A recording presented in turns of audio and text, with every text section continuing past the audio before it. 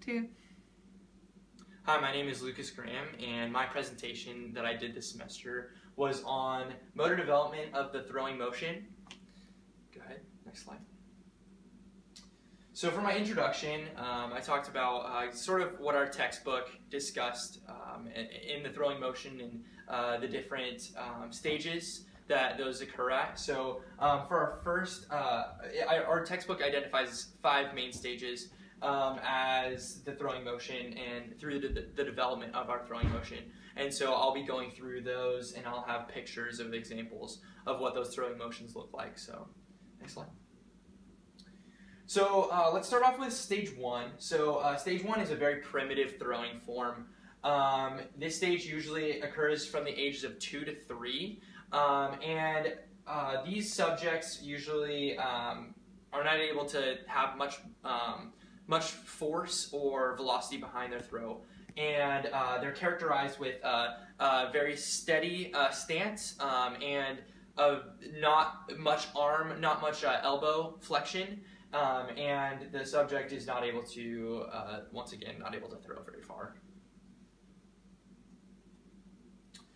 Stage 2 is unlike stage 1. The subject seems to have developed a higher sense of trunk rotation, and that is what's going to develop that good momentum as they are leading into their throw. The arm motions haven't come in completely yet. They're still throwing with a straighter arm, not much velocity, not much power behind their throw, but they are starting to figure out a little bit of that trunk rotation to adduct their body towards the middle line, so they're able to cross that transverse plane.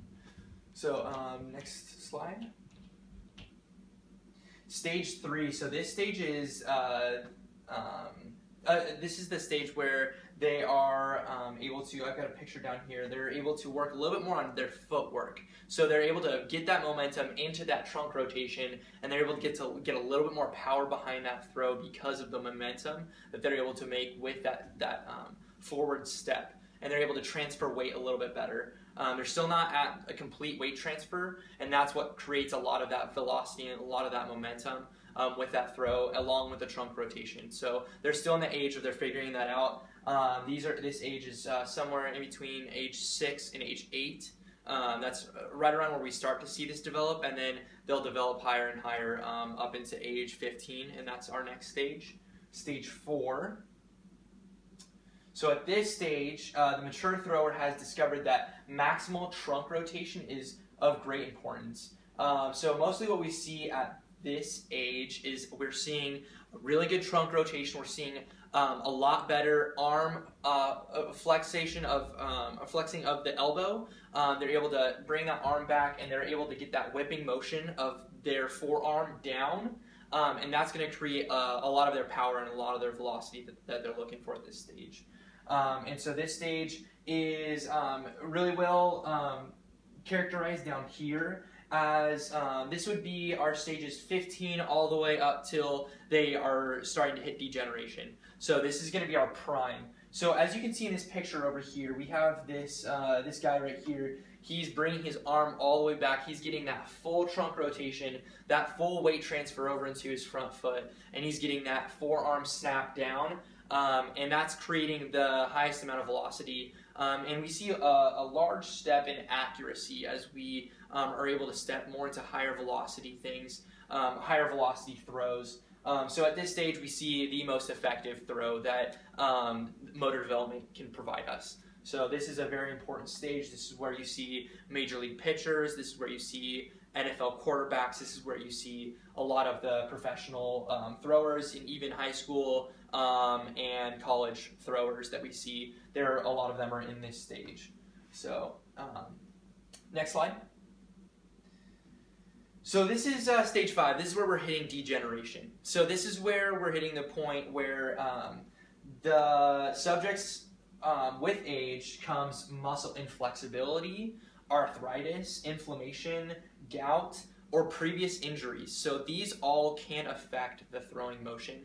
And the problem with this is that it limits the amount of leverage that they can get with that arm. And so as we see here, we have our dear President Barack Obama here and he's kind of reaching to throw that ball. And so you see he still has the characteristics of a good stance, and he still has all those characteristics.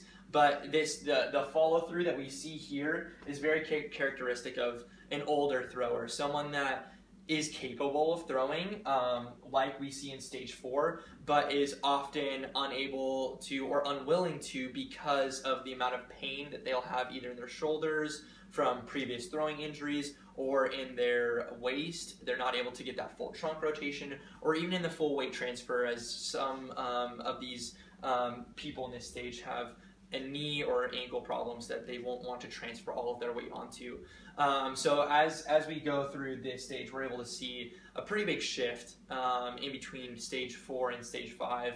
And stage 4 is a pretty large age group, as well as stage 5. Stage 5 is a very large age group, anywhere from once they start degenerating, which is anywhere from like late 30s to on to death. So that's where we see the degeneration stage.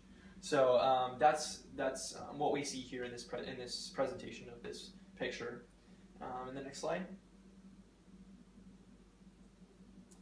we have my references here. So I was able to find a couple pictures on this website right here, and this is our textbook that we used for the class, the Lifelong Motor Development textbook. And so I was able to find pictures that I used in my presentation from the book. They've got some great illustrations that you're able to see in the presentation. And so this is the end of my presentation. I thank you so much for taking a look at these, and I look forward to finding your responses on my page. Thank you so much.